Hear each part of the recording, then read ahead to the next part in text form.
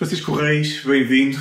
Obrigado pela tua presença aqui nas Conversas Musicais. Obrigado, Ricardo. É um prazer enorme ter um músico com o teu currículo, com o teu know-how. Prazer é todo meu. Aqui connosco. E ao contrário do que tem sido habitual nestas conversas musicais, eu se calhar começava mesmo pelo fim e por falarmos sobre toda a gente e o que é que toda a gente anda e quer e vai fazer. Ok. Sim, muito resumidamente, Toda a Gente é um novo projeto que eu tenho juntamente com o André Menezes e o Mário Correia e que depois se estende a mais pessoas com banda e da qual o Ricardo também faz parte, para nosso muito agrado. Muito obrigado, meu também. Meu também. E é um projeto musical de versões não só de covers, mas mais levado para a cena da gravação de disco. E como temos 3 singles já cá fora, aliás, temos dois singles e o terceiro vai sair agora no final deste mês. E é um projeto de originais, embora nós também damos espaço para um cover ou outro, que boa música nós devemos tocar sempre, não é? E aprende-se muito com isso. É um projeto, como eu já te disse, pronto, já tem o segundo single, saiu há 2 meses atrás, que eu já não sei. O primeiro single foi o Ser Feliz. O terceiro single vai ser, na altura quando sair vocês vão ver, vai sair agora no final. Está a correr muito bem, embora dentro desta parafernália toda e dentro desta época que nos assola com o Covid e a escassez de trabalho e as marcações que já estavam e que foram desmarcadas, e nós temos que estar sempre a adaptar-nos e a corrigir coisas quase dia a dia, não é? Mas isso não nos afeta só a nós, afeta toda a gente. O interesse é que aos poucos e poucos a coisa vá normalizando, e nós, à medida que nos vamos adaptando, o comboio começa a andar outra vez e apanhamos a viagem em siga. Com Toda a Gente, o que é que nós propomos? Propomos aquilo que toda a gente tem que tem um projeto original, não é? Ou seja, entrar no mercado português, vencer no mercado português, ter o nosso espaço. Felizmente estamos a conseguir devagarinho. Temos tido a sorte da Rádio Comercial, tem sido um grande parceiro e desde o princípio que nos tem apoiado. A Sony Music também. O intuito é... Vamos lançar agora o terceiro single, daqui a 2 meses lançar o 4º single, que vai ser um bocado a preparação para o lançamento do álbum, que, se tudo correr bem, se não houver imprevistos, sairá em outubro deste ano.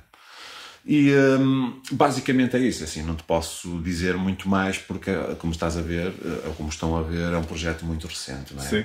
Mas dentro daquilo que tem acontecido e dentro daquilo que nós estávamos à espera, tem acontecido quase tudo como nós queríamos. Sim. Felizmente. E é muito interessante como é que, em plena pandemia, a banda aparece e consegue posicionar-se logo tão bem e chegar a tanta gente. Eu acho que já se vê muita gente a saber as músicas de... Sim. É um bocadinho... Eu acho que isso aí é o que eu costumo dizer muitas vezes às pessoas. Mas como é que vocês conseguem? Como é que... Até com outros projetos que estão no mercado já há mais tempo. E dizer, como é que vocês conseguiram? E o que eu digo, assim, não há nada... É com trabalho. Com trabalho. É pegar no telefone, é ir à procura, é contactar X, é ir à procura de onde estão as coisas, das pessoas que nos podem ajudar, mostrar, levar o produto, mostrar às pessoas, e isso dá muito trabalho. E felizmente ou infelizmente há muita gente neste segmento da música que ainda não se convenceu que às vezes para vencer, e mesmo assim não é garantia, é preciso trabalhar muito. E tu sabes disso, não é? Nós, sim, como músicos individuais, eu ainda agora vinha no carro a pensar, ou seja, quer dizer, quem quiser ser músico, e fazem muitas vezes esta pergunta, pessoalmente pessoas que estão a começar, às vezes pedem pela experiência que um gajo já tem, para dar uma dica ou outra. A dica que eu dou é, assim, percam muito tempo a estudar, a tocar, principalmente aquilo que vocês gostam, e com isso, adaptar isso à parte técnica, à parte teórica, para que uma coisa que tudo junto depois é que vai começar a fazer sentido, não é? só dessa maneira, quem quiser ser músico profissional e não estiver preparado para estudar todos os dias, para passar horas a estudar, para conseguir começar a dominar um instrumento, seja ele qual for, para conseguir começar a tal coisa que eu estava-te a dizer, a aprender a parte teórica, saber-se mexer num campo melódico, num campo harmónico, saber o que é que isso significa dentro de uma música, saber-se mexer dentro desses parâmetros e depois começar a aplicar isso ao nosso gosto pessoal. Seja se quiseres compor, seja se quiseres arranjar ou rearranjar, se quiseres fazer covers, se quiseres fazer versões, pá, tudo isso é música. O que interessa é que o resultado final seja boa música. Sim, e depois é preciso contagiar as pessoas que estão à volta também em relação a isso, né? Claro, e com os mesmos princípios. Porque em toda a gente eu acho que uma coisa que se nota é que vocês os três estão bastante alinhados em relação a isso, em relação à vontade que há em levar o projeto para a frente, em melhorarem cada vez mais a performance de cada um, para depois o todo soar também bem. Sim. É como eu te digo, assim, não há outra maneira. Na nossa cabeça não há outra maneira. Nós pensamos que... eu vou dizer uma coisa que pode parecer muito estranha, não é? Mas neste momento e nesta fase do projeto, a parte secundária, entre aspas, acaba por ser a música. Não é? Sim, porque é preciso vestir o fato macaco. Exatamente. Todo o trabalho que está por trás disso, não só de contactos, não só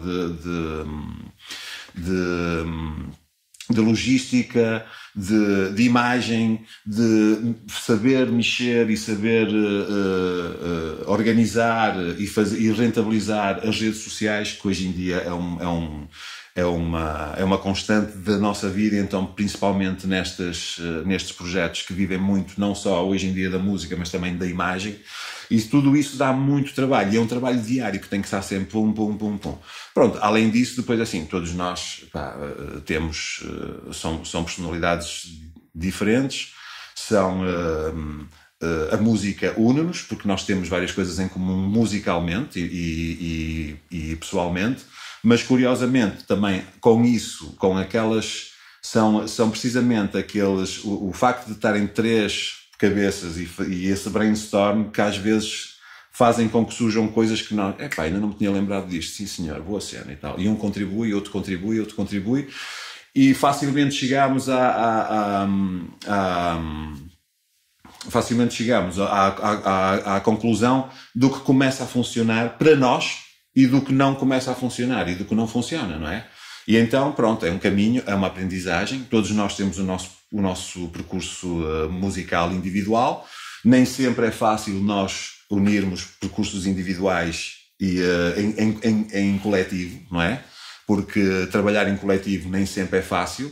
E já não estou a meter com isso o facto de questões pessoais, de às vezes uma pessoa gostar mais de trabalhar com aquele ou com aquela, não sei se isso não tem nada a ver. Tem a ver muito mais com aquilo que nós queremos para o projeto e então de nós os três darmos e unirmos-nos e trabalharmos em sintonia para que o projeto atinja aquilo que nós queremos que ele atinja. De onde é que vem esta vossa relação? Como é que começaram a trabalhar juntos e como é que depois disso aparece toda a gente? Foi a música. Foi a música. Nós conhecemos, foi a música que nos juntou, não é?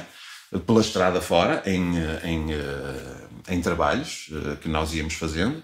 E com esses trabalhos, pronto, rapidamente criou-se ali uma empatia muito grande musicalmente e pessoalmente, que foi crescendo até se transformar numa irmandade, digamos assim. Nós, entre os três, felizmente, temos uma irmandade com as coisas boas e as coisas menos boas. É isto também que faz com que as relações sejam e vão cada vez crescendo e ficando mais maduras.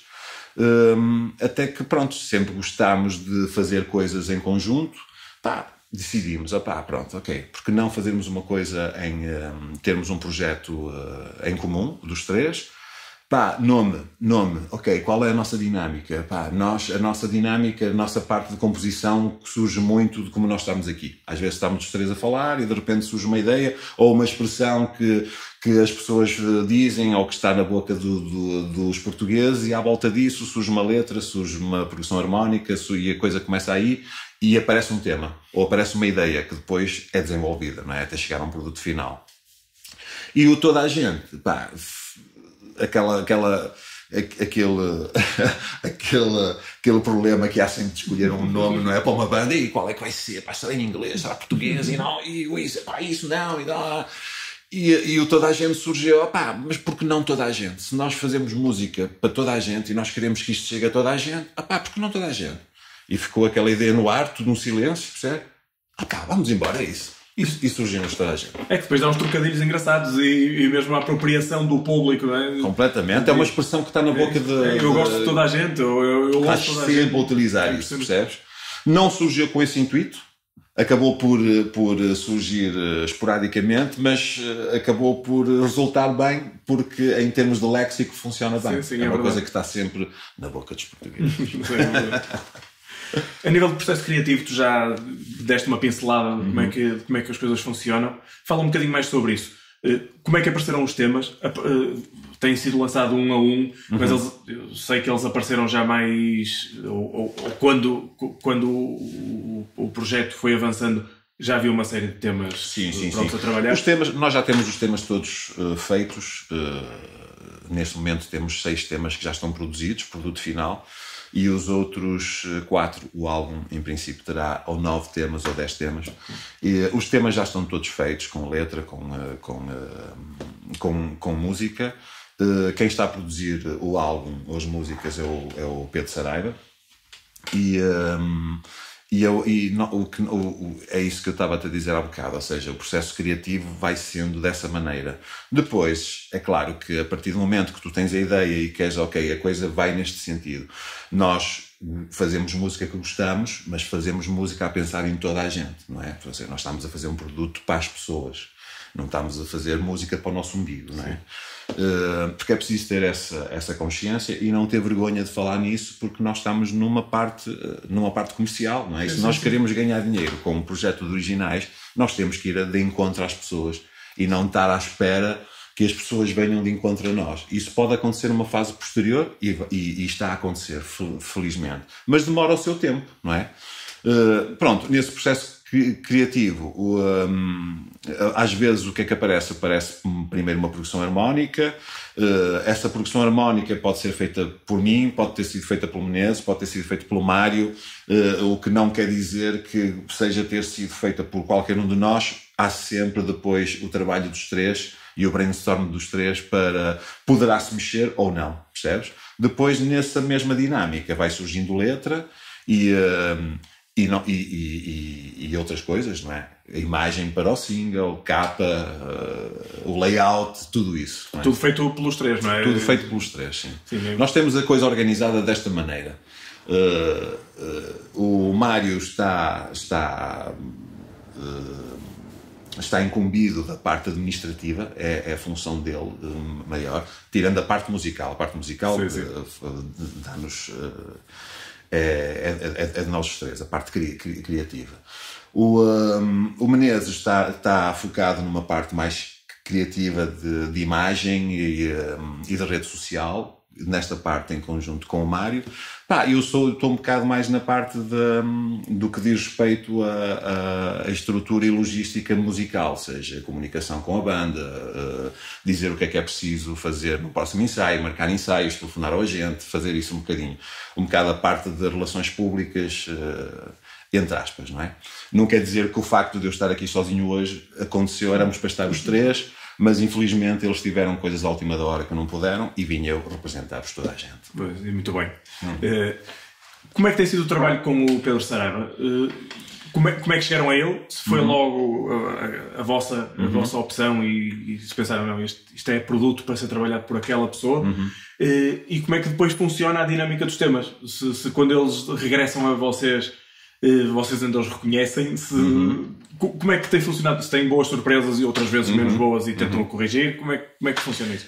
Ao fim e ao cabo é isso tudo que tu disseste, não é? Ou seja, o Pedro foi a nossa primeira opção, até porque já é uma pessoa que nós conhecemos há muitos anos e gostamos muito do trabalho que ele faz e propusemos esse desafio, até porque queríamos ver dentro da parte de produção que o Pedro faz, que muitas vezes está mais ligada à parte da música de dança, não é? Ou R&B, ou uma parte muito mais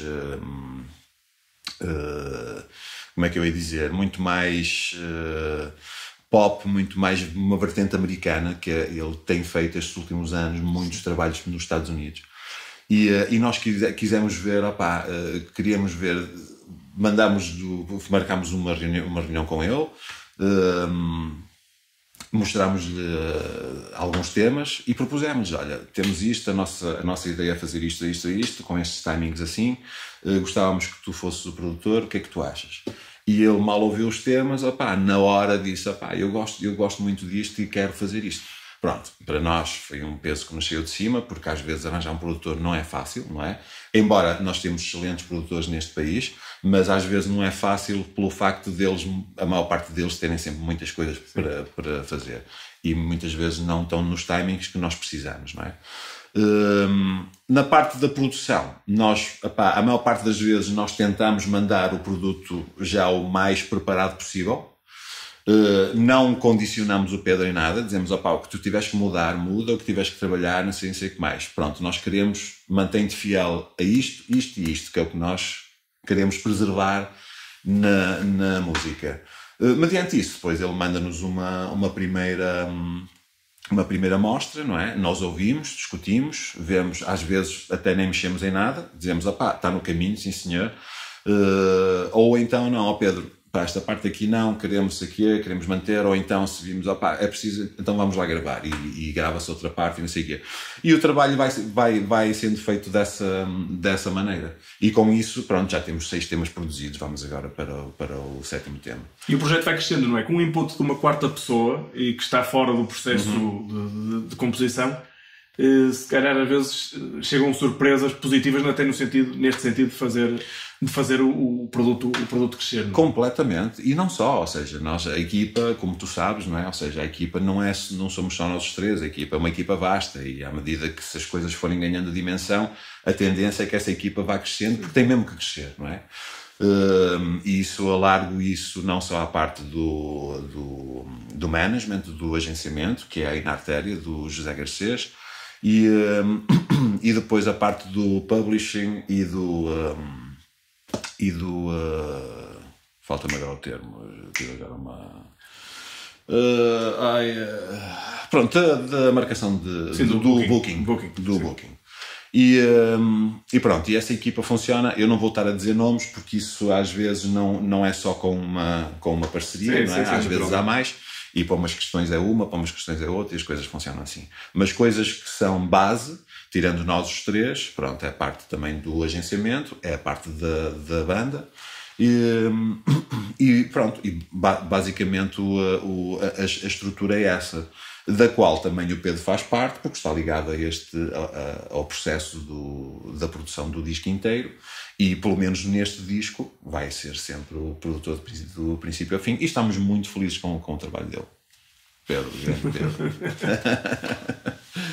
Quais são, assim, muito claramente as maiores influências que vocês sentiram para a composição destes temas?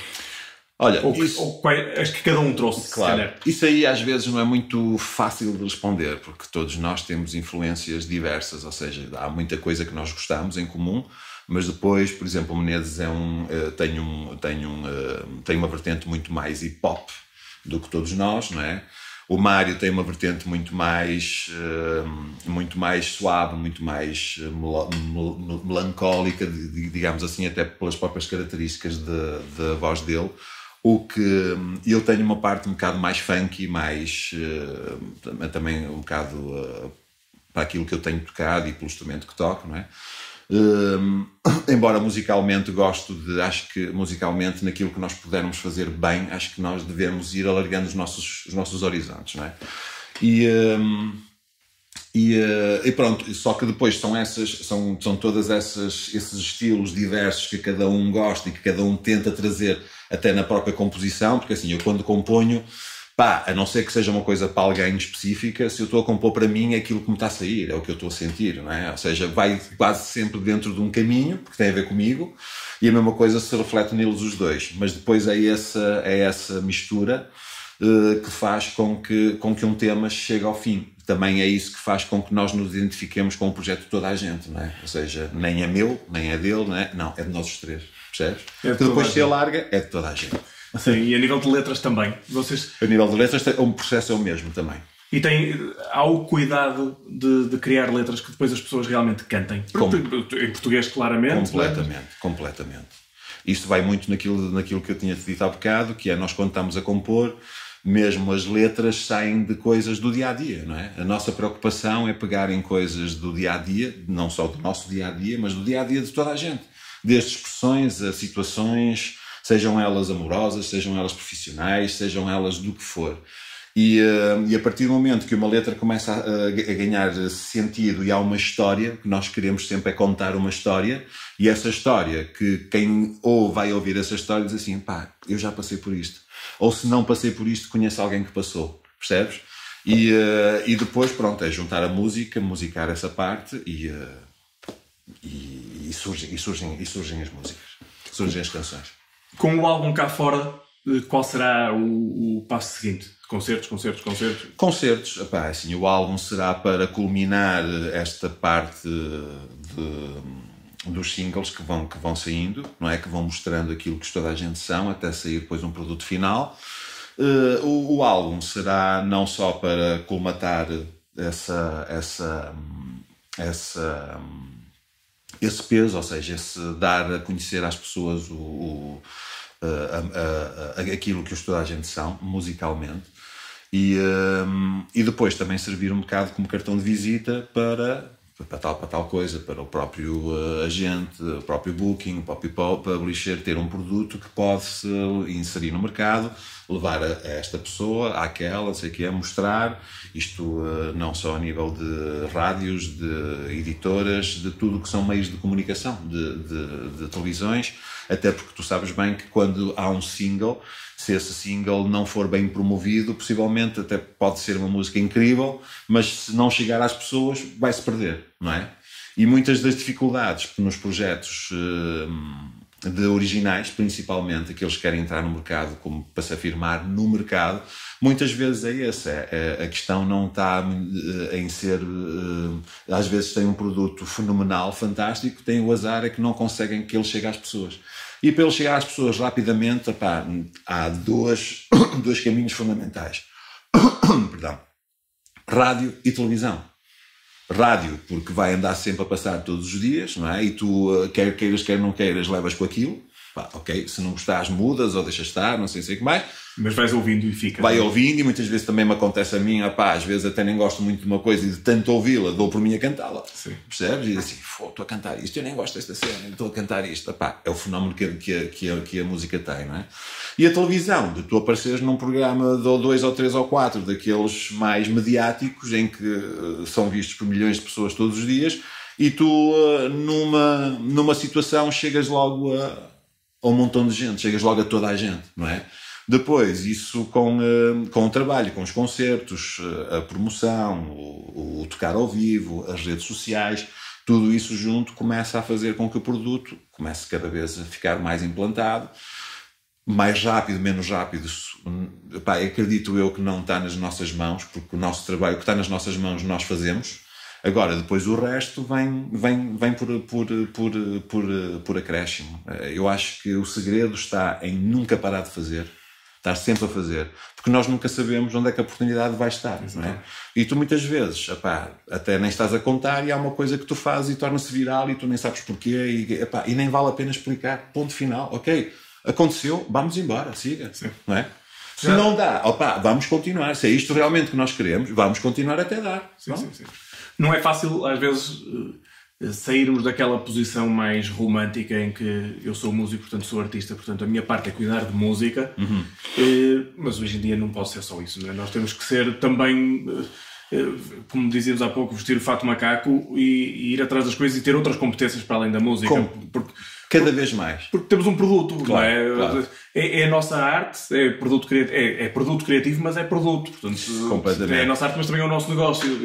Eu nisso aí faço das palavras do Menezes as minhas. O Menezes está sempre a dizer, isto só depende de nós. E isto só depende de nós, principalmente nesta fase inicial. Só depende do teu trabalho. Tudo que venha por acréscimo vai ser por acréscimo. As pessoas vão vendo, um agente nunca se vai juntar a ti um agente que esteja implantado no mercado, que esteja habituado, que tenha uma carteira de clientes e que esteja habituado a vender produtos e a chegar com um determinado produto àquele cliente, ele não vai pegar num projeto por pegar, ele só vai pegar num projeto que dizer, não, isto tem pernas para andar, opá, estes gajos valem a pena apostar, ok, sim senhor, vamos embora. Qual é o trabalho? O nosso trabalho é o quê? É fazer com que o nosso produto seja aliciente para que essas pessoas que estão externas peguem nele e ainda o façam crescer mais. Sim, se és o primeiro a acreditar no teu produto, os outros vão acreditar a seguir. Tens que ser. Já dizia o David Bowie que no mundo da música 70% é negócio e 30% é música, se calhar agora ainda é mais. Agora ainda é mais. Como a parte da criação, às vezes as pessoas estou à espera que me venha a inspiração. Isso não existe. Já dizia o velho ditado, quer dizer, é 1% de inspiração e 99% de trabalho, não é? Sim. E não será bem assim, mas é quase, percebes? Sim. E muitas vezes a inspiração só vem com o trabalho. Já o Saramago dizia, o meu trabalho, eu levanto-me às 9 horas começo a escrever e às 6 da tarde paro. O que sair entre as 9 da manhã e as 6 da tarde, principalmente porque das 9 ao meio-dia é só para eu aquecer a mão, dizia o gajo, não é? E depois a parte criativa vem daquilo que eu já estive a escrever e a ideia vai surgindo, ok, isto vale a pena desenvolver e tal. E a mão quase que leva às coisas. E musicalmente também é assim, é tu fazeres, só com esse processo é que tu vais ver, não, isto vale a pena, isto não vale a pena. Às vezes até tive uma boa ideia no princípio e depois quis complicar e lixei aquilo tudo. Às vezes até, ou ao contrário, até tenho uma ideia que, isto, e com o tempo não sai da cabeça e aquilo vai ganhando dimensão e vai ficando cada vez mais maduro e tu até chegas a um produto final que, olha, não diria. Já estou como o Nick Cave, não é? Que diz, não há más ideias. Ou seja, não há más ideias. Ou seja, às vezes uma boa ideia pode não dar nada, às vezes uma má ideia pode se tornar uma excelente ideia. Sim. Pronto, e a questão é a maneira como tu a abordas e como tu a trabalhas. Exatamente. E o segredo está sempre no trabalho. Sempre no trabalho. E isto é para um músico como tu, falando agora um bocadinho mais a nível individual, com uma carreira vastíssima e já de alguns anos, as pessoas estão muito habituadas a ver-te há vários anos em vários projetos, em várias situações. É um renovar de pica chegar a um projeto destes com esta dinâmica toda? Sentes que... Sim. Eu vou-te explicar porquê. Porque eu já fiz parte de vários projetos musicais e muitos deles com muito sucesso, não é? Não vale a pena estar aqui a dizer nomes. Mas daqui a bocado vamos falar de alguns. Ok, tudo bem. Mas cheguei a um ponto em que eu, musicalmente, é tal coisa. Musicalmente dizia assim, eu estou farto disto. Preciso de buscar outras coisas. Estou farto de estrada, estou farto de andar de carrinha para trás e para a frente, ou de carro para trás e para a frente. E houve uma altura que eu dizia assim, não, tchau, não quero. E afastei-me. Eu saí mesmo da parte da música, das bandas, dos espetáculos, dos grandes palcos e não sei o que mais. Dentro de mim começou a crescer uma vontade muito grande de, não, eu agora quero salas pequenas, salas com o pessoal sentado, coisas íntimas, porreiro, não sei o que mais.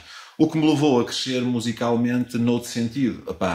Todos nós, quando começámos a estudar música à partida, hoje em dia já nem tanto, porque temos outras condições, mas na minha altura eu fiz o conservatório todo, não é? E a parte clássica no conservatório era a parte clássica, não é?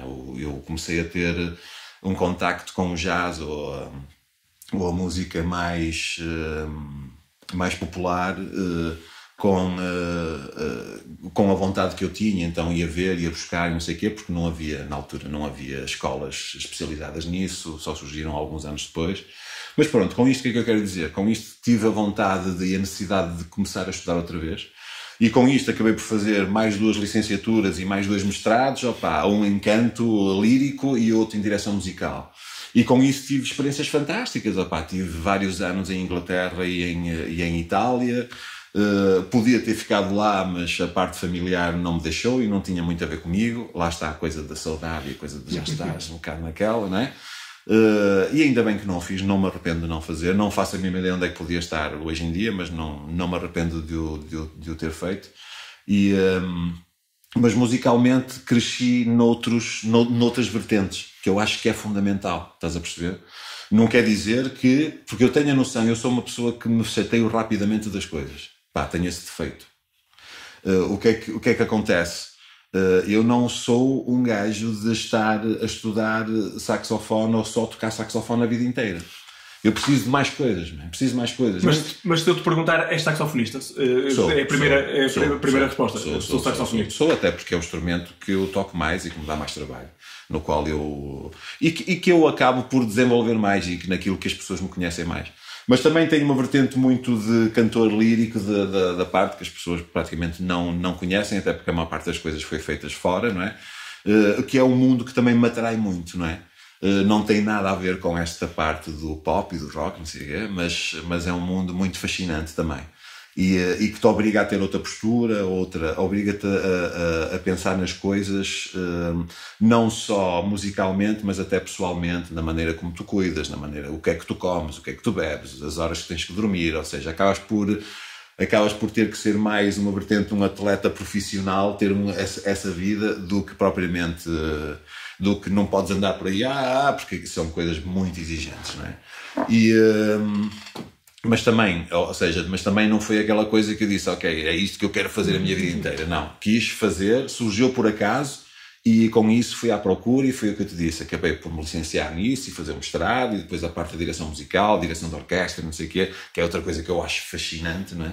Ter ali dezenas de pessoas à tua frente com vários naipes, e tu olhas para uma partitura e sabes desconstruir aquilo, e o que é que vais fazer, e a maneira como o fazes, e se a dirigir, se é to the point, se é from the point, estás a perceber aquelas coisas que eu não sabia, não é? E quando comecei a dizer, eu digo como assim, por exemplo, isto não tem nada a ver, não é? Mas, por exemplo, eu via maestros a dirigir orquestras e via os gajos no tempo forte, a mão, ou seja, o tempo forte caía sempre em cima. E os gajos, e zau, e drum, e eu assim, será que isto é uma latência que os gajos usam em orquestra, não sei o quê, porque na nossa coisa o tempo forte caía sempre. Sim, mas não, cheguei a ver, e depois aprendi que é uma técnica, que é a tal cena, é o from the point, não é?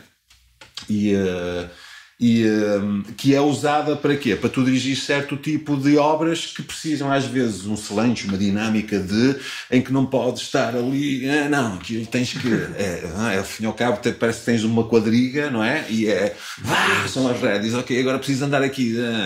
E o maestro tem muito essa vertente. É claro que eu não sou maestro, porque nunca desenvolvi essa parte, estudei, mas não é nem de longe nenhuma das minhas atividades principais, mas sempre foi um mundo que me fascinou, e tive contacto com alguns que fui aprendendo, e diz assim, é preciso realmente ter um conhecimento musical muito grande, além de, porque eu já tive dos dois lados, não é?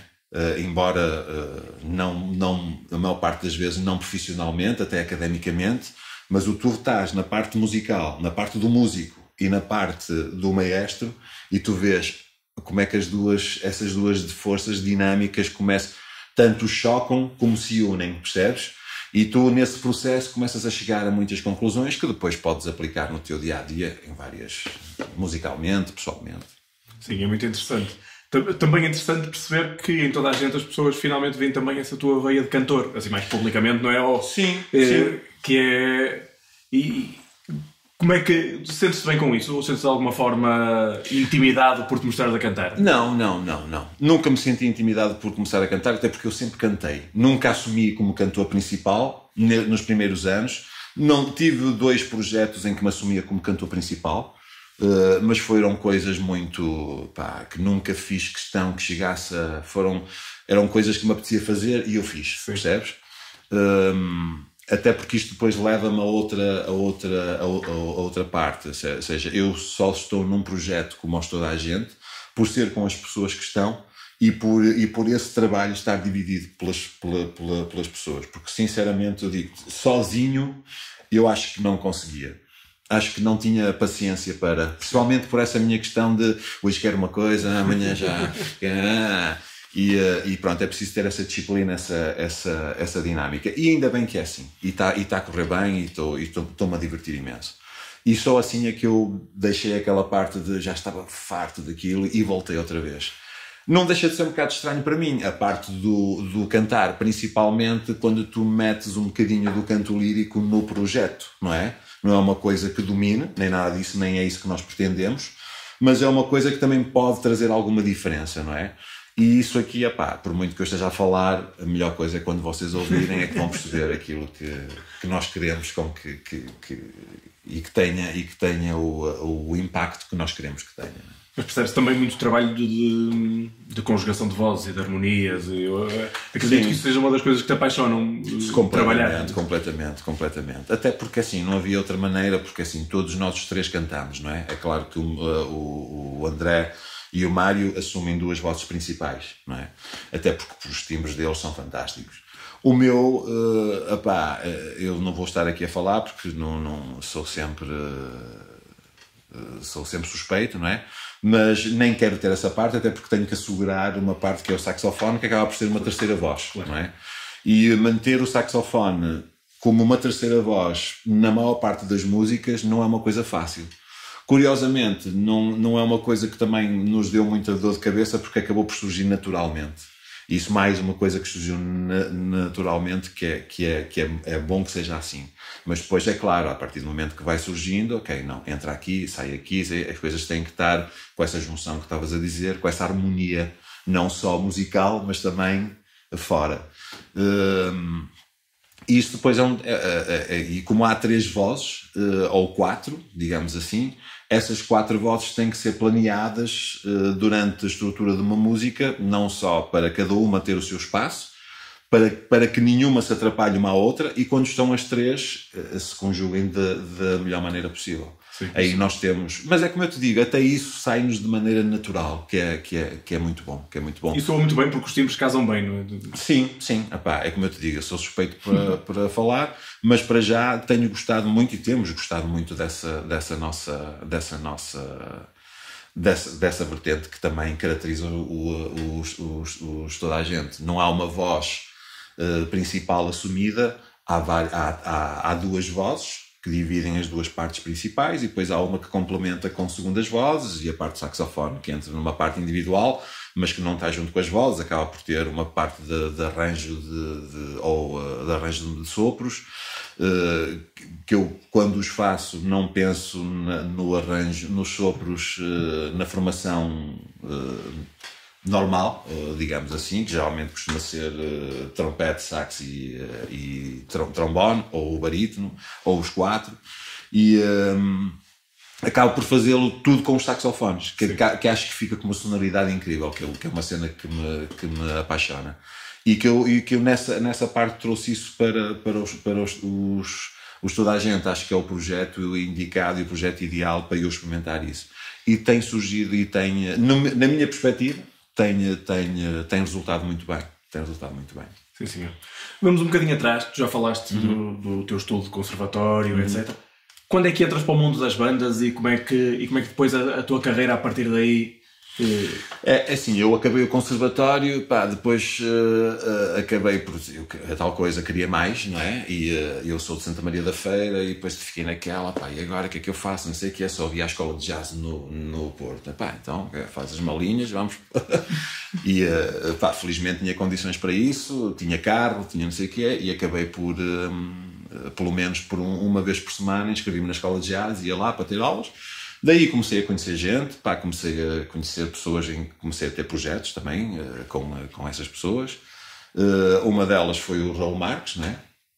E com o Raul Marques tive vários projetos, não só na vertente do jazz, mas também da salsa, que era um projeto que ele tinha, que era o Raul Marques e Amigos da Salsa. E que ficou icónico. E fizemos centenas de concertos e gravámos 2 discos com essa formação. Estava um bocadinho à frente do tempo, percebes? À frente não é em termos de inovação. Trouxemos essa vertente um bocadinho antes, um bocadinho cedo, e só passados uns anos é que isso começou a dar. Mas com isso, pronto, assim, o Raul, entretanto, também já trabalhava com a Brunhosa, não? Com o Pedro, na máquina de som, que foi o projeto depois que veio a dar origem aos Bandemónios, Pedro Brunhosa e os Bandemónios. E como o Raul já trabalhava com o Pedro precisava de um saxofonista, o Raul disse, eu conheço um gajo porreiro, não sei o que, o Raul disse-me, e fui fazer um ensaio com eles, não tinha nada a ver com a cena dos Bandemónios, era só covers, mas era com a formação dos Bandemónios, E fizemos 4 concertos pá, em bares e não sei o que mais, e aquilo correu bem, divertimos imenso. E o Pedro depois chegou, pá, eu tenho um projeto assim, pá, gostava muito que fizesse parte dele, não sei o que mais. E eu disse, pá, claro que sim, vamos embora. E depois o resto já vocês sabem, não é? Ou seja, quando saiu o primeiro disco foi, pá, já tive a experiência do que é passar do 0 ao 100. Vocês esperavam na altura que fosse aquele boom? Não, claro que não. Tu sonhas com isso, é claro, não é? Eu desde puto sempre sonhei fazer parte de uma banda famosa, não é? Acho que todos os músicos deviam passar por isso para saberem o que é que isso significa. Para o bem e para o mal, atenção, não é? E felizmente na minha vida, pá, tive a primeira situação que eu tive foi essa, não é? E de repente os Bandemónio, bum, explodiu e aquilo tu passaste de... Pá, pronto, passaste do andar ali a contá-los, não sei o que mais, com tudo e mais alguma coisa ao teu dispor, pá, e felizmente correu muito bem e foi o fenómeno que foi e continua a ser, pá. O Pedro é um compositor incrível, eu gosto imenso das canções que ele faz e das letras, pá, não é um cantor, não é? Nunca achou, ele também nunca se assumiu como isso, mas é um dizer, mas é um gajo que muito inteligentemente soube transformar aquele seu timbre dele, que não é fácil, não é? Aliado à composição que ele faz e transformou aquilo no que é o Pedro Brunhosa hoje em dia. Pá. E reuniu-se dos músicos certos e da máquina certa. Exatamente. O que ele precisava na altura, pá, o Pedro, pronto, estou a dizer o que ele precisava, porque comparado connosco, o Pedro era uma geração à frente, eu e o Raul éramos uma geração anterior, e depois os outros miúdos, que nós chamávamos os putos, não é? Que era o Luís Lumini, o João Pedro, o Cláudio Souto e o Nuno Mendes. Eram os putos, pá, que foram alunos do Pedro na antiga Caiús para fazer uns covers e umas coisas e não sei o que mais, e o Pedro viu que naquela cena, pá, tinha a frescura ideal para o projeto que ele queria, que ele ia lançar. A única coisa depois que ele fez foi juntar a secção de metais, que foi eu e o Raul, e tudo colou muito bem. Os temas também são, pá, aquele álbum de Viagens para mim é dos melhores álbuns que já surgiu na música portuguesa, não é? É hits atrás de hits, tivemos essa sorte também. Mas também é tal coisa, pá, já nessa altura eu me apercebi que era preciso muito trabalho, porque tirando o meu chapéu ao Pedro, pá, o gajo trabalhava e sempre trabalhou como o caraças. Pedro é um animal de trabalho. E vai quando quer, e vai. Muito reservado, na dele, não sei o quê, mas muito disciplinado e muito com objetivos e metas muito presentes. E isso também, mais uma vez, contribuiu para que as coisas chegassem onde chegou. E não é à toa que ele está no mercado há 20 anos, não é? Há 25, não é? Pronto. Pá, dentro disso, depois tivemos os amigos da salsa que estavam em conjunto. Pá, eu depois deixei os Bandemónio para ficar com a salsa, porque a Poligrama, hoje em dia a Universal, que era a editora dos Bandemónio, do Pedro, fez-nos o convite à salsa para gravarmos um disco a solo, pá, e eu e o Raul fez-me o convite para assumir com ele a cena das cabeças do projeto, e assim foi, pá, fizemos isso. Infelizmente deixei os Bandemónio porque as coisas não iam dar, iam entrar em conflito. O Pedro percebeu perfeitamente, pá, e cada um continuou o seu caminho, somos amigos na mesma e musicalmente somos o que somos, felizmente. Não é? Mas ainda no Viagens, para ti que eras o saxofonista, ver aparecer o Maceo Parker na equação, eu imagino que tenha sido... Opa, foi duas coisas. Foi, por um lado, incrível, não é? Porque de repente eu não tocava nada, quer dizer, eu fazia os esforços, não é? Mas todos nós não éramos músicos, pá, por aí além. Tirando o Raul, sempre foi um músico incrível. Gosto muito da maneira como o Raul é musicalmente. E o Mário Barreiros, que depois também fez parte do projeto. E o Pedro, mas o Pedro era o mentor, não é? Musicalmente, opá, eu falo por mim, nós não éramos gajos, não éramos aquelas bandas que tecnicamente partíamos tudo. Não, nós partíamos tudo musicalmente porque conseguíamos tocar aquilo que era necessário tocar com a atitude que ela precisava, não é? E essa atitude foi o que fez com que também nós, ao ouvido, conseguíssemos As pessoas que nos iam ver diziam assim, não, isto realmente é diferente, porque nós éramos uma frescura, nós em palco éramos, éramos uns animais, e não tenho problema nenhum em dizer isto, porque é verdade. E isso também contribuiu muito para que os Bandemónio ganhassem aquela cultura, principalmente com as pessoas com as pessoas mais novas e não sei o quê, que iam ver, e as próprias roupas que nós usávamos, as coreografias que nós tínhamos, a maneira como estávamos, a disposição que fazíamos em cima do palco. Havia essa loucura controlada, não é? Juntamente com o Pedro, que era o mais louco de todos nós. Não é? E ensaiado, não é? E ensaiado, claro, trabalhado, não apareceu do nada. Claro que sim. Nesse aspecto é o que eu te digo, muito trabalho e muita disciplina. E felizmente foi o que foi. Tive o prazer e o privilégio de ter passado por uma experiência dessas, ou de várias experiências, e depois disso abriu-me portas para conhecer outros projetos da música portuguesa de top, não é? Que me proporcionou fazer coisas com outros projetos. Não vou estar aqui a citar nomes porque é tal coisa. Às vezes esquece de um ou do outro e não vale a pena. Mas essa história do Maceo Parker... do Maceo Parker. O Maceo Parker, foi terrível para mim, não é? Porque por eu não achar que tocava nada, de repente levo com um gajo daqueles, e ainda por cima, depois de ouvir o disco, porque foi ele que gravou o disco, eu já entrei para os Bandemónio, o disco gravei a última música, que era o Mais Perto do Céu, que ainda não estava completa. E de repente tenho um animal daqueles ao meu lado, não é? Que eu sentia-me, eu nem abria a boca, não é? Ainda por cima, eu tinha 25 anos, na altura, 25, 26 anos, o meu inglês era péssimo, eu tinha vergonha até de falar com ele porque não conseguia ter um discurso, não estava preparado a nível para ter um discurso fluido com ele, ficava caladinho no meu canto à espera que... depois a tal coisa era terrível, porque nos ensaios, quando chegava a altura de fazer um solo, tinhas sempre aqueles olhos em cima de ti, tipo... Mas o gajo sempre foi incrível comigo, super simpático, super... No seu silêncio, eu aprendi mais com o Maceo em 2 semanas do que tinha aprendido até ali. Da maneira de tocar dele, e aliás, isso reflete-se muito na minha maneira de tocar. Felizmente ou infelizmente eu fiquei com algumas coisas do Maceo que uso para mim, adaptadas à minha maneira, mas uso, não escondo isso e não tenho vergonha de o dizer, antes pelo contrário. Não, porque é uma referência enorme, não é? Claro que sim, e de outros também, mas a nível de funk, para mim, então naquela altura era fantástico. E ter tido o privilégio de poder ter tocado com uma pessoa dessas, porque nós fizemos 8 ou 10 concertos, sendo 6 deles coliseus, não é? Completamente cheios, não é? Porto e Lisboa, ou Lisboa e Porto. Mas é isso que eu estava a dizer, ou seja, por um lado, aterrador, porque estavas naquela, não sei o quê, por outro lado, um despertar, um abrir de horizontes, a ver aquela pessoa, a maneira como o gajo tocava e a interação que ele tinha ao público com as pessoas, não é? Que ele tinha com as pessoas e a maneira de...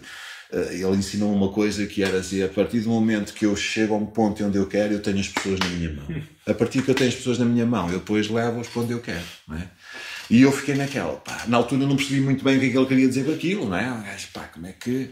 E depois foi percebendo cada vez mais, ok, quando chegas àquele ponto em que já conseguiste comunicar energeticamente e a mensagem com as pessoas que estão à frente e aquilo que tu dás, porque estás ali para te dar, não estás ali, ok, não, estás ali para te dar, e é isso que chega às pessoas, percebes? E nesse aspecto foi fantástico, tanto no bom como no mau, não é? Nunca fui mau, mas para mim eu confesso que na altura, assustador, não é? Assustador, e até me... Quando ele esteve cá, eu até não me reconhecia, porque eu sempre fui um gajo muito expansivo, muito sem ser mais. E quando estava junto com ele, parecia um burcão, ali no canto, e cheio de medo, e não sei o que mais. Mas pronto, foi o que foi, e já está. Mas depois ao vivo a coisa era fluía. Fantástico, fluía. E nós tínhamos uma energia e uma atitude ao vivo que eu não via mais nenhuma banda ter. Não tinhas. A própria postura no palco. Via, por exemplo, na cena dos metais, tu vias uma secção de metais e estavas habituado os gajos a estarem parados. Nós e o Raul tínhamos coreografias, era um lado para o outro, era pum, pum, pum, estar a tocar o instrumento ao mesmo tempo. para nós era uma coisa super intuitiva, que nós chegámos ao ponto de se ver que não, isto não é fácil de fazer, porque quando nós fizemos os Coliseus chamámos os reforços, não é? E vieram fulano, e os gajos infelizmente tiveram que ficar atrás de nós, porque não conseguiam fazer aquilo que nós fazíamos, estás a ver? E musicalmente, incrível, mas depois, a nível de, porque para dar aquela parte dinâmica da coisa, não, e eles mesmo assumiam, pá, assim, não sei como é que vocês conseguem estar a tocar e fazer essa merda, pá, por amor de Deus. E nós, pá, pronto, era uma coisa que saía naturalmente. E o Maceo juntava-se a nós. O Maceo muitas vezes vinha ficava ao meu lado e do Raul, e estávamos ali os três a curtir e tal. E isso aí foi muito enriquecedor. Porque essa atitude é muito James Brown também, não é? Muito, exatamente. É tal cena, é muito americano, percebes? Sim. É muito americano. E nós, opá, quer se queira, quer não, pronto, o Pedro sempre foi um gajo com uma influência Prince e Funky, Maceo, muito grande, James Brown, muito grande, até mesmo na própria maneira dele estar em cima do palco, nota-se isso, não é? E ele sempre assumiu isso, nunca escondeu, antes pelo contrário. E isso era uma coisa nova, era uma coisa refrescante, juntamente com as grandes canções que tínhamos ao dispor, epá, foi ouro sobre azul, foi uma coisa alimentou a outra e foi sempre a andar. E foi o que foi, foi o fenómeno que foi, felizmente. Essa vertente mais de performance, coreográfica ou não, mas de atitude e de entrega ao público, foi uma coisa que aprendeste nessa altura e que depois transportaste para o resto da tua carreira. Eu acho que se reconhece facilmente quem te vê tocar, sim, reconhece facilmente que há... Não, eu sempre fui assim. Repara, nunca consegui estar a tocar, mesmo a nível quando havia uns projetos mais jazz. Eu nunca me considerei músico de jazz porque eu nunca desenvolvi a linguagem musical ao ponto de tu dizeres assim, não, ok, estou à vontade dentro da linguagem musical, estou à vontade dentro do bebop, estou à vontade dentro, principalmente do bebop, que talvez seja a linguagem que mais caracteriza o jazz, não é? E foi uma linguagem que eu nunca desenvolvi. Sempre gostei muito mais da parte modal, da parte de fusão, da parte de funk e jazz, essas coisas, não é? O que me proporcionava ter uma loucura que mesmo tu às vezes nem sabendo o que estavas a fazer, mas deixavas-te levar. E às vezes surgiam coisas incríveis que tu, isto aqui funciona. Às vezes surgia, não, isto aqui não funciona, esquece. E fui aprendendo dessa maneira. Mas em cima do palco sempre tive essa postura. Nunca consegui estar em cima do palco. Não, aquilo, já diz o brasileiro, cai o santo em mim, baixa o santo em mim e a coisa depois vai, não é? Acho que também é a música a falar mais alto. Sim, isso passa muito para o público também, não é? Claro. Se as pessoas sentem esta vibe, esta energia. Claro que sim. E depois em determinados projetos, eu acho que quanto mais isso passar para o público, melhor para nós, não é? Porque as pessoas também, como estás a dizer muito bem, vão sentir essa energia, vão perdendo aquela vergonha, porque muitas vezes as pessoas não o fazem por vergonha, não quer dizer que não queiram, mas estão ali, e é preciso começar a cortar esse gelo, a tirar esse gelo até que as coisas comecem e depois chega um ponto em que, a partir aí, que dizia a parte do Maceo, né? É a partir daí que nós, quando conseguimos fazer isso, as pessoas já estão na nossa mão. Então a partir daí nós, respeitando as pessoas sempre, vamos dando e tirando, dando e tirando, ou seja, essa simbiose entre público-artista, que faz com que os concertos, às vezes sejam memoráveis, que tu venhas para casa e dizes assim, foda-se, que espetáculo. Há outros, menos ricos, isso é mesmo assim. Sim, acontece em todos os trabalhos, não é? Claro, naturalmente claro acontece também. Claro que sim. Uns dias melhores, outros dias piores, mas são essas facetas que também nos vão ensinando e nos vão fazendo crescer. Tu, a determinada altura, entravas também em nossa casa todos os dias, através da televisão. Pois é. Foi a tua altura de maior exposição pública? Sentiste-te famoso? Assim, eu nunca me senti famoso porque, sinceramente, eu tenho muito medo da fama. Porque acho que a fama, se tu não souberes lidar com ela, pode ser um bicho de 7 cabeças. Não só pela exposição que tens, pelo cuidado que tens que fazer certo tipo de coisas, ou então tens que te refugiar para não aparecer, porque senão vão estar sempre... Pronto, tive sempre um bocadinho de... E eu sempre fui e sou. E cada vez mais sou um gajo... Eu gosto sempre de ser muito discreto. Às vezes não sou, porque faz da minha... Em palco não sou. Mas no meu dia-a-dia eu tento ser discreto, estar na minha cena, no meu canto, não sei o quê. Tenho uma dificuldade às vezes em falar menos, às vezes devia estar mais calado e peco um bocado por isso, mas é o que é, não é? E essa exposição nunca me senti, mas tinha muitas vezes, ou seja, estás a entrar pela casa das pessoas dentro todos os dias, era inevitável tu muitas vezes estar na rua e vinha um fulano tal ou fulano tal, você toca na televisão, não sei o quê, onde é que está? É normal porque até comigo acontecia, muitas vezes eu estava lá no programa e vinha um fulano, um convidado, que tu estás habituado a ver, e eu dava por mim a chegar à beira da pessoa, então, está tudo bem e tal, não sei o que mais, e depois havia a pessoa assim a ficar comigo, está tudo bem, então, e depois eu dava por mim a dizer, mas eu não conheço esta pessoa, eu nunca tive com esta pessoa. Tornam-se pessoas lá de casa, não é? Exatamente, só que como estou habituado a vê-la, e naquele momento estava com ela fisicamente, tu impulsivamente, então, está tudo e tal, pronto, e as coisas são assim, mas não, nada de ponto ao ponto de sentir que és famoso ou que és não sei o que mais, até porque não é uma cena tal coisa, é uma cena coletiva, não é? Não é uma cena mas coletiva. Um período muito interessante da televisão em Portugal, não é? Muito interessante. Ou da música na televisão em Portugal. Sim, principalmente felicito, e neste caso a RTP, não é? Porque sempre já no programas da manhã, do antigo às 10 e coisas do género, eles apostaram sempre numa banda ao vivo, não é? Aquilo depois desapareceu, teve vários anos sem, e depois houve uma pessoa ali dentro, que era o diretor da RTP Porto, o arquiteto Castro Ribeiro, que teve a coragem de dizer assim, não, eu quero uma banda para este programa e vou pôr aqui uma banda. Custo o que custar, seja lá o que for. E assim foi. E durante 7 anos estivemos ali. E fizemos coisas muito engraçadas com o que a mim pessoalmente proporcionou-me tocar com quase todos os artistas portugueses, não é? Ou seja, uns mais diretamente, outros menos diretamente, até porque nós fazíamos questão da maior parte das vezes, e eles próprios, a partir do primeiro, segundo ano, as pessoas, os artistas que vinham lá, queriam tocar connosco. Não, eu quero fazer a cena ao vivo com a banda. E isso para nós era brutal. Desde a parte mais popular à parte mais eclética, estás a perceber? E tinha de tudo, porque passava de tudo. E com isso aprendi a que muitos preconceitos que eu tinha em relação a muita gente, principalmente musicalmente, aquilo que nós chamávamos pimbas e não sei o que mais, aprendi e cresci muito nesse aspecto depois de tu conheces a pessoa e vês o que essa pessoa significa, não só pessoalmente, mas musicalmente, acabas por dizer assim, esta pessoa não está aqui por acaso. Sim. Esta pessoa merece estar aqui. Que pensem o que quiserem, que gostem, que não gostem, não sei o que mais. E isso também foi muito bom. Foi muito bom porque mudou o meu preconceito, principalmente nós, quando vimos uma parte mais de pop e com bandas até já com êxito e partes e a vertente jazzística e não sei o quê, olhas para para certos géneros musicais, tipo, pelo amor de Deus, eu nunca faria isto e tal, mais. E depois acabas por engolir isso tudo, percebes?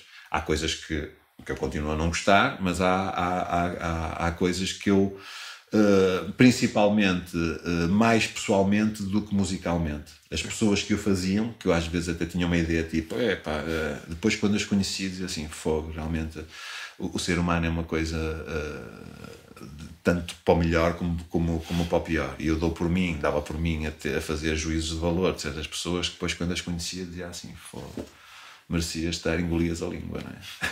E ainda bem que assim foi. Francisco Reis, estamos quase no fim da nossa conversa. Dava para mais, seguramente, é sempre um prazer falar contigo. Acabava só com uma observação que tenho a certeza com que vais concordar, de certeza absoluta. Tu que a determinada altura quiseste sair da estrada e quiseste afastar-te da estrada, eu acredito que neste momento, pós-pandemia, estejas ansioso por voltar à estrada. Claro que sim, não é fácil, não é? Todos nós sabemos que não é um período fácil, mas todos nós acreditamos que vai chegar a um ponto em que vai normalizar e as coisas vão voltar a ser o que eram. Com algumas diferenças, que eu acho que a pandemia não trouxe só coisas más, não é? Obrigou-nos a reinventarmos, principalmente a nível das novas tecnologias, não é? Chegámos ao ponto de ensaiar uns com os outros remotamente, via Skype ou via Jamulus, ou fosse o que fosse, não é? E isso foi bom, porque mostrou-nos que nós temos muito mais ferramentas do que aquilo que nós pensamos, não é? E para certo tipo de situações é possível fazer as coisas. Temos que nos adaptar e fazer. A nível de saúde e de proteção pessoal, também acho que veio contribuir, porque a parte de termos inserido a máscara no nosso dia-a-dia não quer dizer que venhamos a ter que andar com máscara todos os dias, mas o facto de eu já estava habituado, e possivelmente vocês também, a ver, por exemplo, a cultura asiática, quando tem uma constipação, não sei o que, anda sempre logo de máscara. Epá, isso para nós, acho que nós devemos adotar esses costumes, que é bom para nós. Profissionalmente, pronto, isto não é uma coisa que nos afeta só a nós. A nossa área foi, de facto, muito, muito afetada, não é? Porque tivemos sem trabalho durante muito tempo, mas foi uma coisa que nos apanhou a todos nós, ao mundo inteiro de surpresa, e toda a economia sofreu com isso, é lógico. Em relação a nós, a isso, a única coisa que eu condeno e tenho pena é que nós vivemos num país em que, a nível de gestão e a nível político, nós podíamos ter um país muito mais virado para a parte da cultura, e não para não só, não é? Mas a nível de segurança social, a nível de apoios, acho que devíamos ter sido vistos com outros olhos. É a única coisa que eu tenho a dizer, sem querer entrar aqui em coisas, porque se eu começo a falar, não é? Mas não quero. Mas acho que, deixo aqui o recado, acho que politicamente, acho que a nossa classe política tem que deixar de uma vez por todas de olhar para o umbigo deles e para os partidos e verem que de facto eles estão lá, nós estamos a pagar para eles estarem lá, mas para eles saberem gerir um país como uma empresa, e um país tem que ser gerido como uma empresa. Se não der lucro, pelo menos que não dê prejuízo, ou que não dê grande prejuízo. Não é uma tarefa fácil, é por isso que eles lá estão, percebes?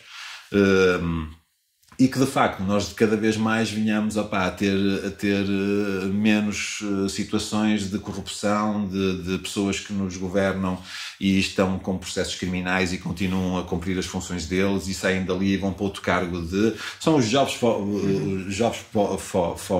the boys, não é? E enquanto nós vivermos numa situação dessas, uma das coisas que vai ser sempre mais afetada será sempre a cultura, porque a cultura será sempre vista como o parente pobre que, ok, é preciso cortar, é que logo ali. E pronto, é isso. Chico Reis, muito obrigado. Obrigado. Muito sucesso para ti e para toda a gente. Obrigado eu. Beijocas. Até logo.